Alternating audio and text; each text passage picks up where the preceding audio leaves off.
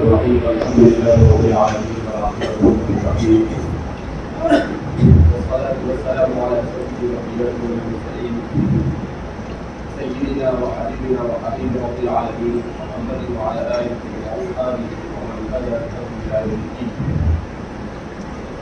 قال الله تبارك وتعالى في كتابه المجيد والفرقان الحميد أعوذ بالله من الشيطان الرجيم بسم الله الرحمن الرحيم. في بيوت أذن الله أن ترفع ويذكر في اسمه. وقال تبارك وتعالى إنما يعبد مساجد الله من آمن بالله واليوم الآخر. وقال النبي صلى الله عليه وسلم من بنى مسجدا بنى الله له بيتا في الجنة أو كما قال صلی اللہ علیہ وسلم. برادران اسلام، سب سے پہلے ہم اللہ رب العزت کا شکر ادا کرتے ہیں کہ اللہ رب العزت نے ہمیں اسلام اور ایمان جیسی عظیم نعمت سے مالا مال کیا. دنیا میں انسانوں کو جتنی نعمتیں دی گئی، ان نعمتوں میں سب سے بڑی نعمت کون سی ہے؟ ایمان. ایمان اور اسلام ایسی نعمت ہے، یہ نعمت اللہ رب العزت انہی لوگوں کو عطا فرماتے ہیں جن سے اللہ راضی ہوتے ہیں. حدیث پاک میں سیدنا حضرت علی کرم اللہ وجہہ رضی اللہ عنہ فرماتے ہیں کہ نبی کریم صلی اللہ علیہ وسلم نے ارشاد فرمایا کہ ایک نعمت خاص اور بقیہ تمام نعمتیں عام. کہا کہ مال اللہ اسے بھی دیتا ہے جس سے راضی ہوتا ہے اور اسے بھی دیتا ہے جس سے ناراض ہوتا ہے. جمال اللہ اسے بھی دیتا ہے، خوبصورتی اور جمال جس سے وہ راضی ہوتا ہے اور اسے بھی دیتا ہے جس سے وہ ناراض ہوتا ہے. اس کے علاوہ عزت، مقام، مرتبہ، عہدہ، منصب، یہ ساری چیزیں اللہ ہر ایک کو دیتا ہے. جن سے راضی ہوئے بھی دیتا ہے، جن سے ناراض ہوئے بھی دیتا ہے. لیکن ایک نعمت ایمان ایسی نعمت ہے جو اللہ اسی کو عطا فرماتے ہیں جس سے وہ راضی ہو. اس کو عطا فرماتے ہیں جس سے اللہ راضی ہو. اسی لیے نبی کریم صلی اللہ علیہ وسلم کے زمانے میں کچھ لوگ اسلام میں داخل ہوئے، مسلمان ہوئے، دیہاتی تھے. تو اللہ کے رسول صلی اللہ علیہ وسلم کی خدمت میں آ کر اپنا احسان جتانے لگے. نئے مسلمان ہوئے تھے تو وہ ایسا سمجھنے لگے کہ ہم نے مسلمان ہو کر اسلام پر اور اللہ کے نبی پر احسان کیا. تو قرآن کریم کی آیت کریمہ نازل ہوئی. قرآن میں اللہ فرماتے ہیں کہ قالت الاعراب آمنا، دیہاتیوں نے کہا کہ ہم ایمان لے آئے. اللہ فرماتے ہیں قل لم تؤمنوا ولكن قولوا اسلمنا، آپ ان سے کہہ دیجئے لم تؤمنوا، مومن نہیں ہوئے ہو لیکن کہو کہ ہم اسلام لائے. تو ایک تو اللہ نے یہ بتایا کہ بھئی ابھی مومن نہیں بنے، ابھی تو مسلمان ہو. مسلمان ہونا اور مومن ہونا دونوں میں فرق ہے. مسلمان ہونے کا مطلب کیا ہے؟ مسلمان ہونے کا مطلب یہ ہے کہ اسلام نے نماز کا حکم دیا، آپ نے نماز پڑھی. روزے کا حکم دیا، آپ نے روزہ رکھا. ان ساری چیزوں کو ادا کیا آپ نے ایک مسلمان ہونے کے ناطے، تو آپ مسلمان ہو گئے. لیکن آپ مومن کب ہوں گے؟ تو کہا مومن اس وقت ہوں گے جب آپ کے دل و دماغ میں اس ایمان، اللہ پر ایمان ایسا سرایت کر جاوے کہ آپ دنیا کی کسی بھی چیز کے سامنے اللہ کے خاطر جھکنے کے لیے تیار ہو. آپ کا ایمان انتہائی درجہ مضبوط ہو جائے، اس وقت جا کر ایمان بنتا ہے جب انسان اسلام کی تعلیمات پر عمل کر پختہ ہو جاتا ہے اور اس کا ایمان ایسا ہو جاتا ہے جس میں تزلزل باقی نہیں رہتا. اسے کوئی حالت کسی حالت میں بھی اس پر کوئی اثر نہیں ہو سکتا ہے. چاہے مصیبت آئے، چاہے نعمت ملے، چاہے پریشانی آئے، چاہے کیسے ہی بدترین حالات آئے، لیکن وہ اپنے دین پر جمع رہے. تب پھر کہا جاتا ہے کہ اب یہ ہے مومن. اسی لیے جب ہم دعا پڑھتے ہیں جنازے کی نماز میں تو اس میں کیا پڑھتے ہیں؟ اللہم اغفر لحیینا ومیتنا وشاہدنا وغائبنا وصغیرنا وکبیرنا وذکرنا وانثانا، یا اللہ مغفرت فرما ہمارے زندوں کی بھی اور ہمارے مردوں کی بھی، ہمارے بڑوں کی بھی، ہمارے چھوٹوں کی بھی، ہمارے مردوں کی بھی، ہماری عورتوں کی بھی، تو سب کے لیے مغفرت کی دعا۔ اس کے بعد اپنی تو کہتے اللہم من احییتہ منا فاحیہ علی الاسلام، اے اللہ ہم میں سے تو جسے زندہ رکھے اسے اسلام پر زندہ رکھے، ومن توفیتہ منا فتوفہ علی الایمان، اور تو جسے موت دے تو ایمان پر موت دے۔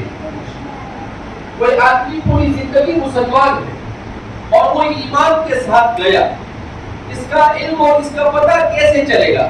تو کہا اس کا خاتمہ ایمان پر ہونا چاہیے، اس کا خاتمہ کس پر ہونا چاہیے؟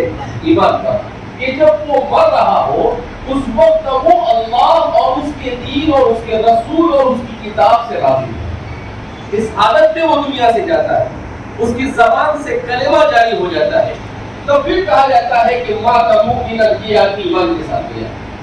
ورنہ بعض مرتبہ ایسا ہوتا ہے کہ آدمی پوری زندگی نمازیں پڑھتا ہے، روزے رکھتا ہے، سب کچھ کرتا ہے، مگر وہ اس لیے کرتا ہے تاکہ لوگ اس کو مومن سمجھے، اللہ کے لیے نہیں کرتا ہے، تو پوری زندگی عبادت کرنے کے بعد بھی دنیا سے بغیر ایمان کی جا سکتا ہے۔ اور بعض مرتبہ آدمی عبادت میں کوتاہی کرتا ہے، مگر جو تھوڑا بہت بھی کرتا ہے تو وہ صرف کس کے لیے کرتا ہے؟ اللہ کے لیے کرتا ہے، وہ اللہ کو پسند آ جاتا ہے تو وہ آدمی ایمان کے ساتھ چلا جاتا ہے۔ اس لیے ہم دیکھتے ہیں کہ بعض مرتبہ کچھ لوگ ایسے ہوتے ہیں جو نماز وغیرہ کے پابند نہیں ہوتے ہیں لیکن ان کی موت بڑی اچھی آتی ہے، تو یہ ان کا کوئی عمل ایمانی ایسا ہوتا ہے جو اللہ کو پسند آ جاتا ہے، تو اللہ اس کے پسند آ جانے کی وجہ سے اس کے اخلاص کی برکت سے اس کو ایمان کے ساتھ اس دنیا سے کیا کرتے ہیں؟ اٹھاتے ہیں۔ اسی لیے کہتے ہیں کہ ایک ہوتا ہے آدمی میں کبر، عبادت کی وجہ سے کبر کا ہے، کبر بالطاعہ جس کو کہتے ہیں، کہ عبادت کی وجہ سے جو کبر آتا ہے یہ کبر سب سے خطرناک ہوتا ہے۔ یعنی آدمی نماز پڑھے اور پھر یہ سمجھے کہ دنیا میں میرے سے زیادہ نیک اور پاسہ کوئی نہیں، تو فرماتے ہیں کہ وہ اس نے پڑھا مگر اس کا پڑھنا اب کسی کا ہے، اس لیے کہ اس میں کبر بالطاعہ ہے۔ اللہ ہماری حفاظت فرمائے۔ شیطان کس کبر میں مبتلا ہوا؟ شیطان کبر بالطاعہ میں مبتلا ہوا۔ انسانوں کو اللہ نے پیدا کیا، آج کی سائنس تو یہ کہتی ہے کہ انسان بندر سے ترقی کر کر بنا ہے، یہ کہنے والے ان کی نسلیں ہوگی بندر کی، لیکن ایسا نہیں ہے۔ اللہ نے انسان کو بنایا، قرآن کہتا ہے وَإِذْ قَالَ رَبُّكَ لِلْمَلَائِكَةِ إِنِّي جَاعِلٌ فِي الْأَرْضِ خَلِيفَةً، اسپیشل کریشن ہوا انسان کا، اللہ نے اس کو بنایا اپنی نگرانی میں، اس کی پوری تفصیل کو قرآن کریم میں احادیث مبارکہ میں بیان کیا گیا ہے، جس کا اس وقت موقع نہیں ہے۔ تو انسان کو بنانے سے پہلے امام ابن کثیر فرماتے ہیں کہ احادیث مبارکہ میں ہے کہ انسان کو بنانے سے پہلے اس زمین پر اللہ کی مخلوق آباد کی جس کو جن کہا جاتا ہے، خلق الجن من مارج من نار، قرآن اس کو کہتا ہے کہ ہم نے ان کو دہکتی ہوئی آگ سے پیدا کیا، اللہ نے ان کو آگ سے بنایا تھا۔ بعض روایتوں میں امام ابن کثیر فرماتے ہیں کہ جن سے پہلے ایک مخلوق کی جس کو ہند کہا جاتا تھا، اور ہند سے پہلے ایک مخلوق کی جس کو پین کہا جاتا تھا، تو پہلے پین، پھر ہند، پھر جن، اور پھر چوتھے نمبر پر کون آیا؟ انس آیا، یعنی انسان آیا۔ جب انسان آیا تو یہ شیطان جو تھا یہ جناتوں میں سے تھا، یہ بڑی عبادت کرتا تھا۔ اللہ رب العزت نے فرشتوں کو بھیجا کہ ان جناتوں کو اللہ کی زمین کو جناتوں سے پاک کر دو۔ زمین پر آئے تو بڑی شرارتیں کرتے تھے، ان کی شرارتوں کی وجہ سے فرشتوں نے ان کو مار پلائی، خوب اچھے سے ان کی پٹائی ہونے لگی، اور فرشتوں نے ان کو مار مار کے زمین سے ختم کرنا شروع کیا۔ تو دیکھا کہ ایک جگہ پر ایک آدمی سجدے میں پڑا ہوا ہے، وہ کون تھا؟ شیطان، عزازیل کہتے ہیں اس کا نام ہے عزازیل، اس کا نام شیطان نہیں ہے۔ شیطان کے معنی تو اللہ کی رحمت سے دور ہوا، لیکن اس کے لیے اس کا لقب ہے، اس کا نام ہے عزازیل۔ اسی لیے ہمارے مدرسوں میں کتاب پڑھائی جاتی ہے، اس کتاب میں فارسی کے اشعار ہے، تو اس میں شیخ سعدی فرماتے ہیں تکبر عزازیل را خار کر وزندہ میں لعنت گرفتار کر، کہ تکبر نے عزازیل کو رسوا کر دیا اور لعنت کا توق اس کے گلے میں ڈال دیا. تکبر چرا بھی کنی خطا بھی کنی و خطا بھی کنی کہ انسان تو تکبر کیوں کرتا ہے. تو یہ کیا ہوا؟ اب وہ عبادت میں تھا تو اللہ کے دوستوں نے کہا کہ یہ تو بڑا اچھا انسان معلوم ہوتا ہے, بڑا اچھی جنات معلوم ہوتا ہے, کہا اس کو چھوڑ چلو, اس کو بچا. اس کو آسمانوں پر اٹھا لیا, آسمان پر گیا تو فرشتوں کے ساتھ دوستی ہو گئی, وہاں پر رہنے لگا. پھر جب اللہ نے آدم علیہ السلام کو پیدا کیا تو آدم علیہ السلام کو پیدا کیا تو یہ تھا بڑا ذہین, علم بھی بہت تھا اس کے پاس, عبادت بھی بہت کرتا تھا. تو اس کو ایسا لگا کہ یہ انسان کو جنات سے زیادہ فضیلت ملنے والی. تو اس کے دل میں آدم علیہ السلام کے بارے میں حسد اور کینہ پیدا ہوا. بس اس نے اب ٹھان لی کہ میں اس کو کیا کروں گا, اس کی برتری اور اس کا افضل ہونا میں نہیں ماننے گا. اور اللہ رب العزت تو دل کے باتوں کو جانتا ہے. اللہ کو پتہ چل گیا کہ اس کے دل میں کیڑے پیدا ہونا کیا ہو گئے ہیں, شروع ہو گئے. تو اللہ رب العزت نے کہا کہ اسجدوا لآدم, چلو سب آدم کو سجدہ کرو. فسجدوا الا ابلیس, تو سارے فرشتے سجدے میں گر گئے سوائے جنات ابلیس کے. اس نے کہا خلقتنی من نار وخلقتہ من طین قال انا خیر منہ, میں تو آدم سے اچھا ہوں. تو بھئی اللہ کو زیادہ معلوم کون اچھا ہے یہ اس کو معلوم, لیکن وہ یہ تکبر, وہ اپنے آپ کو اللہ سے بھاری سمجھتے ہیں. انا خیر منہ خلقتنی من نار وخلقتہ من طین, میں تو اس سے اچھا ہوں. آپ نے اس کو آگ سے بنایا, اس کو مٹی سے بنایا, اس کو آگ سے بنایا. آگ جب سلگتی ہے تو اوپر کے اوپر جاتی ہے, نیچے نہیں آتی ہے, اور مٹی کو یوں پھینکو تو بہت نیچے آ جاتی ہے. اس کا مطلب یہ کہ میں افضل, میں نہیں سکتا. اللہ نے کہا اخرج منہا فإنک رجیم, نکل جائے یہاں سے, اب نہیں سنتا ہے. اس کو نکال دی. تو روایتوں میں آتا ہے حضور فرماتے ہیں کہ اگر اس وقت کبھی وہ اللہ سے معافی مانگتا تو اللہ اسے معاف کرتا, لیکن اس کے دماغ پر بھوسا ہو گیا تھا کہ نہیں میں افضل, میں بہت بھاری, میرے سے بھاری کوئی نہیں. تو بھاگتے بھاگتے بھی اللہ سے کیا کہتا ہے انذرنی الی یوم یبعثون, کہا مجھے قیامت تک کے مہلت دے دے. لآتینہم من بین ایدیہم ومن خلفہم وعن ایمانہم وعن شمائلہم ولتجد اکثرہم شاکرین. اچھا یہ انسان کی وجہ سے مجھے آپ جنت سے نکالتے ہو, ابھی میں اس کو چھوڑوں گا نہیں. اس کے آگے سے, اس کے پیچھے سے, اس کے دائیں سے, اس کے بائیں سے, اوپر سے, نیچے سے, ہر طرف سے کوشش کروں گا, اور تو اپنے اکثر بندوں کو ناشکرا پائے. اللہ کو چیلنج کرتا ہے. ہمارے حکیم صاحب فرماتے, حکیم اختر صاحب بہت بڑے بزرگ گزرے ہیں, کچھ دنوں پہلے ان کا انتقال ہوا. تو وہ کہتے تھے کہ شیطان عالم بھی تھا, شیطان عابد بھی تھا, شیطان عالم بھی تھا, عارف باللہ یعنی اللہ کو پہچاننے والا. کیونکہ اللہ اتنے غصے میں پھر بھی اللہ سے دعا کرتا ہے کہ جی ملا ہے وہی موقع, قیامت تک تجھے موت نہ آئے ایسا کر دے, پھر دیکھو میں کیا کرتا ہوں. تو اللہ نے اس کی بات سن لی. تو کہہ رہا وہ سب کچھ تھا, لیکن وہ عاشق نہیں. وہ کیا نہیں تھا, اللہ کی محبت اس کے دل میں. کیوں کہ اگر محبت ہوتی تو وہ یہ نہیں سوچتا کہ وہ مٹی سے اور میں آگ سے, وہ فوراً سجدے میں چلا جاتا. لیکن محبت نہیں تھی اللہ کی. تو اللہ رب العزت بھی انسان سے محبت چاہتا ہے. یہ مساجد اسی لیے بنائی جاتی ہے, یہاں سے اللہ کی محبت کی بیٹری چارج ہوتی ہے. یہاں سے اللہ کی محبت کی بیٹری کیا ہوتی ہے, چارج ہوتی ہے. قرآن کریم کہتا ہے فی بیوت اذن اللہ ان ترفع ویذکر فیہا اسمہ یسبح لہ فیہا بالغدو والآصال رجال لا تلہیہم تجارۃ ولا بیع عن ذکر اللہ. یہ مسجدیں کیوں ہیں؟ اللہ کو معلوم خلق الانسان ضعیفا, انسان بڑا کمزور ہے. یہ بازار دیکھے گا تو بازار پہ فدا ہو جائے گا, یہ دنیا دیکھے گا تو دنیا پہ فدا ہو جائے گا. کہ جو اس کو جو کھائے گا اس کو فدا ہو جائے گا اور اپنے خالق کو بھول جائے گا. تو اللہ رب العزت نے کیا کہ بھائی جگہ جگہ پر اللہ کے گھر بناؤ, فی بیوت اذن اللہ ان ترفع ویذکر فیہا اسمہ, تاکہ وہاں پر اللہ کو یاد کیا جائے. اسی لیے دین میں 5 مرتبہ ایسے ٹائم پر نماز کو اللہ رب العزت نے رکھا ہے جن وقتوں میں انسان بڑا غفلت سے کا شکار ہوتا ہے. فجر میں انسان ہرواٹے دار نیند سوتا رہتا ہے تو مؤذن کہتا ہے اللہ اکبر اللہ اکبر. ارے بھیا نیند بھائی نہیں ہے, سب سے بڑی ذات کس کی ہے؟ آ جاؤ مسجد. تو سنتا ہی کہتا اشہد ان لا الہ الا اللہ. ارے مومن ہے, اشہد ان لا الہ الا اللہ پڑھا ہے اور بھی سو رہا ہے. اشہد ان محمد رسول اللہ گواہی دیتا ہے محمد صلی اللہ علیہ وسلم کو اپنا رسول مانتا ہے, ابھی بھی اس کا جو پڑھا ہے, ابھی بھی نہیں سنتا. حی علی الصلاۃ, آؤ نماز کی طرف, آؤ نماز کی طرف, ابھی بھی نہیں سنتا. انسان اتنا پیچھے لگ گیا, مؤذن بھی اٹھنے کو تیار نہیں ہے. پھر کہتا ہے حی علی الفلاح, آؤ کامیابی کی طرف. اچھا بھائی نماز کی اہمیت نہیں تو کامیابی تو ہر انسان کو چاہیے نا. تو کہتا ہے کامیابی چاہیے, آ جاؤ مسجد کی طرف. ابھی بھی اٹھنے کا نام نہیں کہتا ہے, بالکل جانور کی طرح پڑا ہوا ہے. تو پھر مؤذن کہتا ہے الصلاۃ خیر من النوم, نماز نیند سے بہتر ہے, اب تو اٹھ. نماز نیند سے کیا ہے؟ بہتر ہے. حضرت نبی کریم صلی اللہ علیہ وسلم صبح تہجد کے اٹھے اور اٹھنے کے بعد آپ صلی اللہ علیہ وسلم تھوڑی دیر سو جائے ایسے ہی.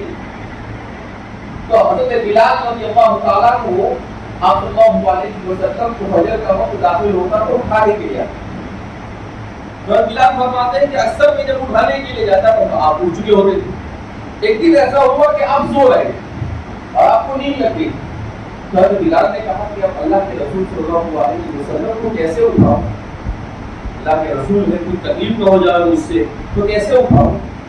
تو انہوں نے حضور کے کان میں آ کے کہا الصلاۃ خیر من النوم, نماز نیند سے بہتر ہے. حضور فوراً اور کہا تو نہ بولتے یا بلال, اے بلال کیا کہا تم نے؟ کہا الصلاۃ خیر من النوم, کہا کہ جعلها فی اذان, کہا اس کو اذان میں شامل کر.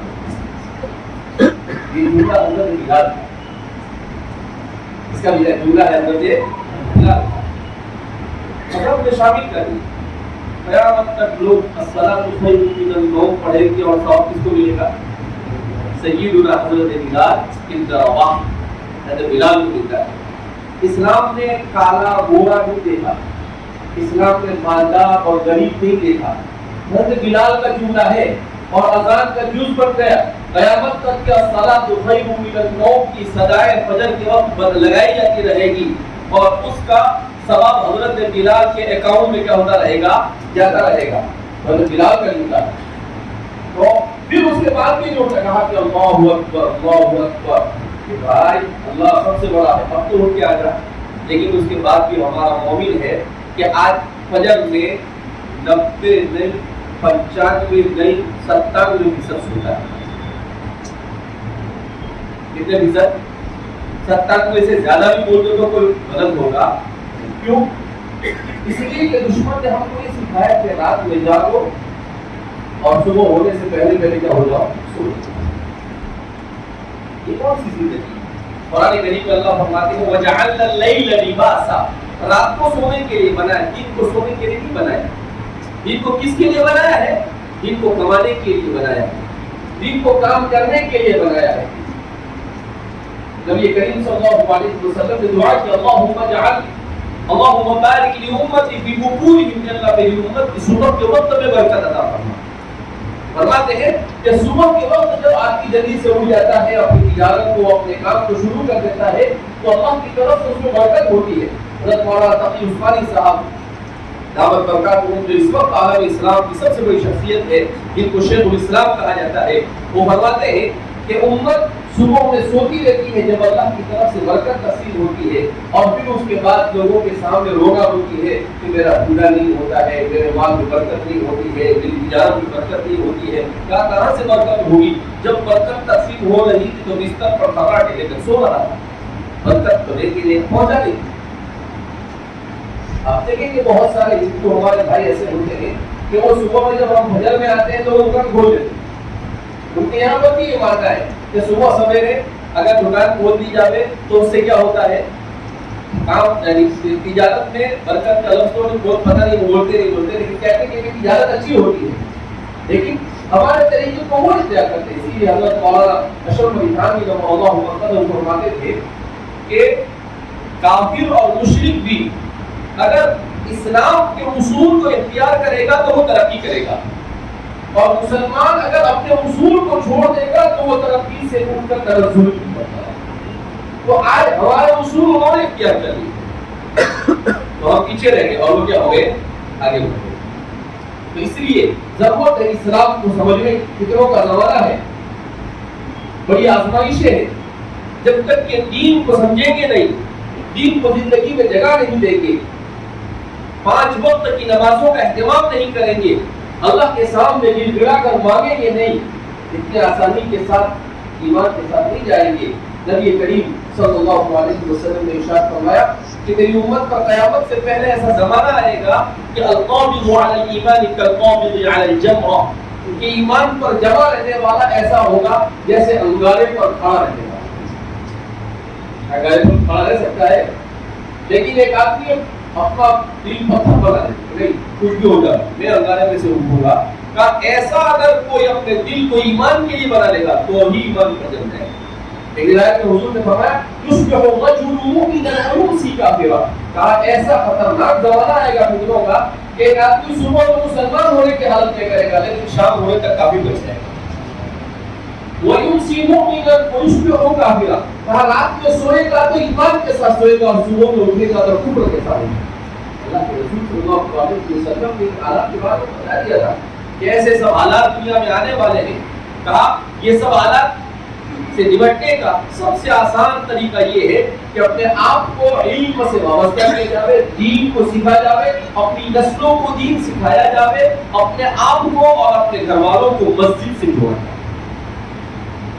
ایک حدیث ابھی میں پڑھ رہا تھا راستے میں, تو حدیث میں آتا ہے کہ 3 لوگ اللہ رب العزت ان کا ضامن بن جاتا ہے, اللہ ان کی گارنٹی لیتا ہے.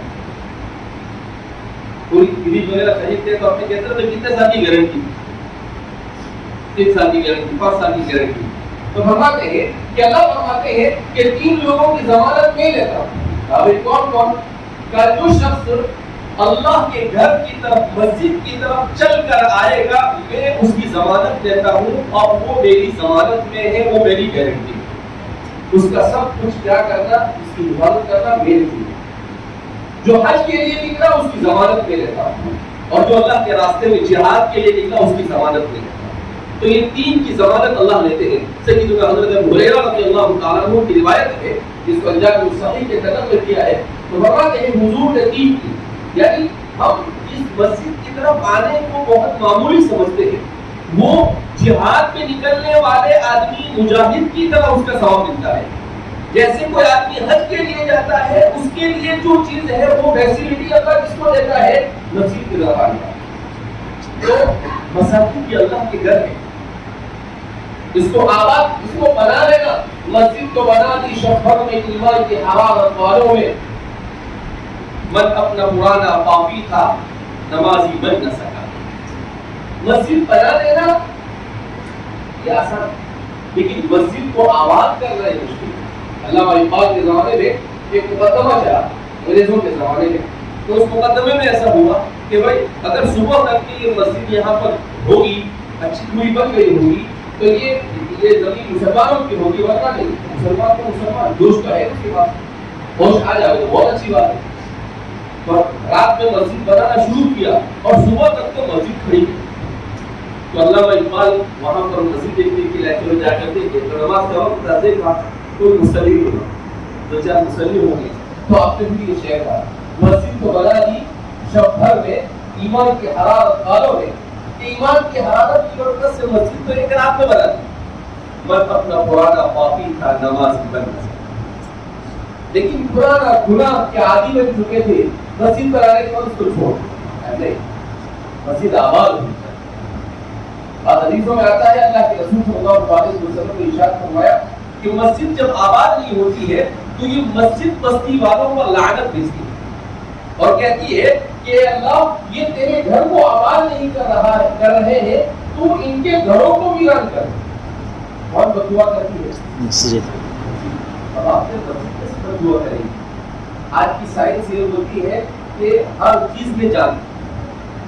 پہلے ایسا کہتے تھے کہ درختوں میں جان ہے, لیکن اب یہ کہتے ہیں کہ پتھروں میں بھی جان ہے.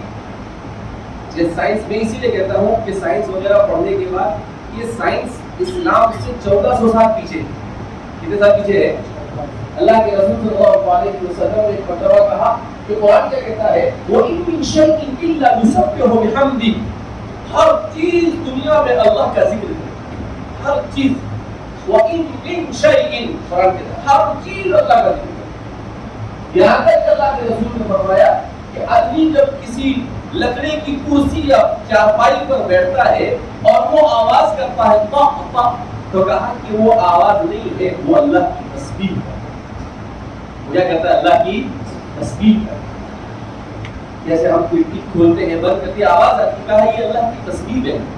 تو ہر چیز اللہ کی تسبیح ہے، لیکن فرق ہے کہ وہ اللہ رب العزت کی تسبیح میں لگی ہوئی ہے مگر اسے کچھ پتہ نہیں، اور انسان کو اللہ نے ایسا بنایا، اس کو اختیار دیا کہ تو مرنے آئے تو کر، نہیں آئے تو مت کر، لیکن نہیں کیا تو بھی مرنے کے بعد حساب تو کر، چھوٹ جا۔ لا تزول قدم عبد حتى يسأل عن اربع، کہا کہ آدمی ایک ایک کو اللہ کے سامنے کھڑا ہونا ہے، اکیلے اللہ کے سامنے، وہ اور اللہ دو بس، اور تو اور اسے پوچھے العلم ہی کہاں سے علم حاصل کر، علم کو کتنا ہے، عن ماله من اين اكتسب وفيما انفق، مال صحیح طریقے سے کمایا یا غلط طریقے سے کمایا، اگر صحیح طریقے سے کمایا تھا تو صحیح راستے میں خرچ کیا یا غلط راستے میں خرچ کیا۔ وعن عمره، اور اس کی زندگی کے بارے میں سوال کیا جائے گا کہ ہم نے تم کو 65 سالہ زندگی دی تھی، یہ 65 سال میں اتنے گھنٹے بنتے ہیں، اتنے منٹ ہوتے ہیں، اتنے سیکنڈ ہوتے ہیں، کیا کیا تم نے؟ وعن شبابه فيما ابلى، اور خاص طور پر اس کی جوانی کے بارے میں پوچھا جائے گا کہ جوانی میں اللہ سب ہر طرح کی طاقت عطا کرتے ہیں کہ تم نے جوانی کہاں پر گزارا۔ جب یہ چار سوال کا جواب دے گا تو پھر اس کے بارے میں جنت اور جہنم کا فیصلہ ہوگا۔ اس لیے مومن تو اپنی زندگی کا ایک ایک منٹ ان کی طرح رکھتا ہے، ایسا نہیں لاوبالی پن کے ساتھ زندگی۔ اسی لیے نبی کریم صلی اللہ علیہ وسلم نے ارشاد فرمایا کہ لغو و کام میں مبتلا ہونا اپنے آپ کو جہنم کے قریب کرنا ہے۔ آج ہم لوگ موبائل لے کے بیٹھے رہتے ہیں، کوئی گیم کھیلتا ہے، کوئی یوٹیوب لے کے بیٹھا ہے، کوئی آئی پی ایل کھول کے بیٹھا ہوا ہے، کوئی فٹ بال کھول کے بیٹھا ہوا ہے، کوئی سیریل کھول کے بیٹھا ہوا ہے، اور کوئی فیس بک کھول کے بیٹھا ہے، کوئی ٹویٹر۔ یہ سب ہمارے ادھر علاقے کی زبان میں ریکا میں دھندے، بیکار کے کام ہے۔ یہ کام کی دنیا میں نہ آخرت میں انسان کے کام ہے، بلکہ اللہ کے یہاں اس کا جواب دینا پڑے گا۔ کیوں؟ وقت تیرا تھا جو تو نے اس میں خرچ کیا، وقت تو ہمارا۔ اللہ فرماتے وقت انسان کا نہیں، انسان کو زندگی کے لیے انسان کی نہیں، وہ کس کی ہے؟ اللہ کی ہے۔ لہذا اللہ کے ذکر میں اور کتنا آسان ہے، آخری بات کہہ کر اپنی بات کو ختم کر دوں گا، کتنا آسان ہے مومن کے لیے بہت آسان ہے۔ صرف کسی بھی کام کو کرنے سے پہلے اس کو عبادت کے ساتھ جوڑ دیں۔ آپ سو رہے، سوتے سوتے آپ نے کہا اللہ اس کا اردو دعا پڑھی اور نیت کی اللہ میں اس لیے سو رہا ہوں تاکہ میرے بدن میں طاقت اور پھرتی آ جائے اور صبح میں اٹھ کر تیری عبادت اچھی طرح سے کروں۔ تو آپ 6 گھنٹے 8 گھنٹے سوئیں گے مگر فرشتہ بیٹھے بیٹھے کیا لکھے جا رہا ہے؟ عبادت۔ اس میں سو گیا، آپ نے نیت کی کہ میں اس لیے سو رہا ہوں تاکہ صبح میں جلدی اٹھ کر نماز پڑھوں اور دن بھر میں اچھی طریقے سے حلال کماؤں۔ آپ کھانے کے لیے بیٹھے، کہا اللہ میں اس لیے کھانا کھا رہا ہوں تاکہ میرے بدن میں انرجی اور طاقت آئے اور مجھ سے میں تیری عبادت کروں۔ تو آپ کا کھانا بھی آپ کھانا کھا رہے ہیں لیکن آپ کا کھانا کیا بن گیا؟ عبادت بن گیا۔ کھانا عبادت، جتنی دیر تک کھانا کھائیں گے وہاں تک یہ فرشتہ لکھتا ہے۔ آپ گھر سے نکلے دکان جانے کے لیے یا کہیں پر نوکری ہے، نوکری کے لیے آپ نے نکلتے وقت نیت کی اے اللہ میں اس لیے جا رہا ہوں تاکہ حلال کماؤں اور آرام سے بچوں اور اپنے گھر والوں کو کھلاؤں، اس لیے کہ ان کی ذمہ داری میرے اوپر ہے۔ آپ گھر سے نکلیں گے، وہاں سے لے کر واپس گھر پر آئیں گے، وہاں تک کہ آپ کا سارا کے سارا کیا ہو جائے گا؟ عبادت۔ کیا ہو جائے گا؟ ہر چیز عبادت۔ صرف اس کو اپنی نیت کے ساتھ جوڑنے کی ضرورت ہے، اتنے جوڑ کر گھر سے نکل رہے ہیں، 4 گاڑی دے کے نکلے گھر سے، وہ گاڑی دے کر اللہ کے رسول صلی اللہ علیہ وسلم دعا سکھائی کہ جب آدمی گھر سے نکلے تو کہے بسم اللہ آمنت باللہ واعتصمت باللہ وتوکلت علی اللہ ولا حول ولا قوة الا باللہ اللهم انی اعوذ بک ان اذل او اذل او اضل او اضل او اظلم او اظلم او اجهل او يجهل علي رب ادخلني مدخل صدق واخرجني مخرج صدق واجعلني من لدنك سلطانا نصيرا. اب آپ کہیں گے مولانا تو پورا پارا پڑھ لیا, اس کو شارٹ بھی پڑھ سکتے ہیں, بسم اللہ توکلت علی اللہ ولا حول ولا قوة الا باللہ, اتنا بھی پڑھ. اتنا پڑھ دیا تو حدیث میں آتا ہے کہ ایک فرشتہ اللہ رب العزت وہاں بھیج دیتا ہے ایسی دعا کرنے والے کو, اور وہ فرشتہ اس کی دعا کرتا ہے ہدی کا, افی کا, ومقی کا, کہ یہ بندے تجھے ہدایت دے دی گئی اور راستے میں کوئی اس کو بھٹکا نہیں سکتا ہے. ومقی کا, ہر قسم کے شر سے اللہ نے تجھے بچا لیا, اب اس کو کوئی نقصان نہیں پہنچا سکتا ہے. خودی کا, وہ تفی کا, تیرے ہر کام کے لیے اللہ کے لیے کافی ہو گیا, تو جو بھی کرے گا اللہ اس کی مدد کرے گا. تھوڑا سا عمل فرصت نہیں ہمارے پاس فرصت نکالی دیتے, ہمارے پاس کھاتے کھائیں گے نمک نہیں ہے, کتنا دیر لاتے کیا, کبھی مرچی تو کبھی نمک. بھیا حضور نے کہا کھانے کے لیے بیٹھے, کھانے میں آئے چپ چاپ کھا لیں, ہوٹل میں کھانے جائیں گے نمک نہیں ہوگا تو بھی چپ چاپ کھا لیں گے, پیسے دے کر بھی کھا لیں گے, کیسا بھی ہوگا کھا لے گا. تو جب وہاں کھا سکتے تو یہ تو ہمارے اپنے کھانا کھانے لے, تو اس کے بعد آپ کی کچھ بولنا تو بولے کوئی کھانے میں تھوڑا سا نمک کم تھا تو وہ گھر والوں کو بھی اچھا ہے. خیرکم لأہلکم وأنا خیر لأہلی, حضور فرماتے ہیں کہ تم میں سب سے بہتر وہ جو اپنے گھر والوں کے لیے اچھا ہو اور میں اپنے گھر والوں کے لیے اچھا. لیکن نہیں, کچھ لوگ تو ایسا کہتے ہیں یعنی ماننا چالو کر نمک کیوں کم ہے, بھائی ہم کتنے کام ایسے کرتے ہیں جو ادھورے رہ جاتے ہیں. لہذا اللہ رب العزت ہم سب کو اسلام سمجھنے کی, اسلام کی تعلیمات پر عمل کرنے کی اور اس مسجد کو آباد کرنے کی توفیق. مسجد آباد ہونی چاہیے, بن گئی, لیکن اب کیا ہونی چاہیے, آباد 100% اس کے اطراف میں رہنے والے مسلمانوں کو کیا پڑھنا چاہیے, نماز پڑھنا, تو بھی یہ مسجد کا بننا کیا ہے, کامیاب. لیکن اگر فجر میں امام صاحب اور دو چار بوڑھے جو 60-70 سال کے اوپر پہنچے ہو, ان کو معلوم ہے کہ اب جانا ہے, جاتے جاتے پڑھ لو 2-4 نمازیں, اور دوسرے سب جماعت اور ادھیڑ عمر والے سوتے پڑے رہیں گے, تو مسجد کا بننا کسی کا سمجھ آئی. جماعت تو پہلے بنے ہوئے, لیکن بیچارہ ہمارے بوڑھے باٹے ہوتے ہیں, ایک تو اتنا اوپر چڑھنے کا ہے, وہ چڑھتے چڑھتے ایسے ہی پریشان ہو جائیں گے. اس لیے جوان طبقہ جو ہے اس کو نماز کا, آج مسجد بن رہی ہے تو ہم سب نیت کریں گے کہ 5 وقت کی نماز جماعت کے ساتھ مسجد میں تکبیر اولیٰ کے ساتھ ادا کریں گے انشاءاللہ. ابھی زبردستی والا انشاءاللہ نہیں, دل سے بولے انشاءاللہ, ایسا بولے گا دل سے کہ بھائی ہاں کرنا ایسا. اپنے گھر میں بھی عورتوں کو نماز پڑھانا. عورتیں تو ہمارا ماحول ایسا بن گیا ہے کہ عورتوں کو تو ایسا ہے جیسے ان کی نماز پڑھنی ہی ہم ہی نہیں پڑھتے, تو مجھے بولے تو پھر ہم پہلے شروع کریں, پھر اس کے بعد بھی بولتے. اب آپ کہتی ہیں کہ کل دیکھیں گے, پرسوں دیکھیں گے, نہیں کل پرسوں نہیں, ابھی شروع کیا جمعہ کی نماز میں, تو یہاں سے نکلتے وقت نیت کر کے جانے کا کہ اللہ میں عصر کی نماز پڑھنے کے لیے مسجد وقت معلق بالمساجد, کا قیامت کے دن اللہ کے عرش کے نیچے ہوں گے وہ لوگ جن کا دل مسجد میں اٹکا ہوا. تو مسجد میں اٹکے ہونے کا مطلب کیا ہوتا ہے, کہا ایک نماز پڑھ کر جب نکلے تو یہ نیت کر کر نکلے کہ اللہ ظہر کی اذان ہوئی کہ میں مسجد میں آنے والا, تو اس کا دل کہاں پر لٹکا ہوا ہے, ظہر پڑھ کے نکلا تو نیت کرے کہ اللہ عصر کہاں پڑھوں گا میں, مسجد میں, تو اس کا دل کہاں پر ہے, مسجد میں. عصر پڑھ کے نکلا تو اللہ میں, لیکن اس کا مطلب کیا نیت کر لے گا اور بعد میں نہیں آئے گا, پکی نیت کرنے کی اور اللہ ہوتے ہی آ جائے. اسی لیے تو قرآن کہتا ہے رجال لا تلہیہم تجارۃ ولا بیع عن ذکر اللہ, کہ صحابہ وہ لوگ ہیں ان کی تجارت, ان کا کام دھندا انہیں اللہ کے ذکر سے غافل نہیں کرتا ہے. رات ہے صحابہ اذان ہونے سے پہلے مسجد میں آ جائیں, چاہے کتنی بڑی تجارت ہو, کتنا بڑا کام ہو, کیسا بھی ہو, تو آپ چھوڑ چھاڑ کے اللہ کے گھر میں آئے. کہا کہ بھائی یہ سب سے اہم ہے, باقی دوسرا سب بات ہے. کیوں, اس لیے کہ قیامت کے دن سب سے پہلے اس کے بارے میں پوچھا جائے گا. اگر نماز صحیح نکلی تو ٹھیک ہے, نماز صحیح نہیں نکلی تو وہیں سے سیدھا پارسل بھیج دیا جائے گا جہنم. اللہ حفاظت, سمجھ نہیں بات. تو اس لیے ہم سب کی نیت کریں کہ 5 وقت کی نماز جماعت کے ساتھ پڑھیں انشاءاللہ۔ جو یہاں کے ساتھی ہیں وہ یہاں پر، اور جو ساتھی باہر سے آئے ہیں وہ اپنی جگہ پر نماز پڑھیں گے۔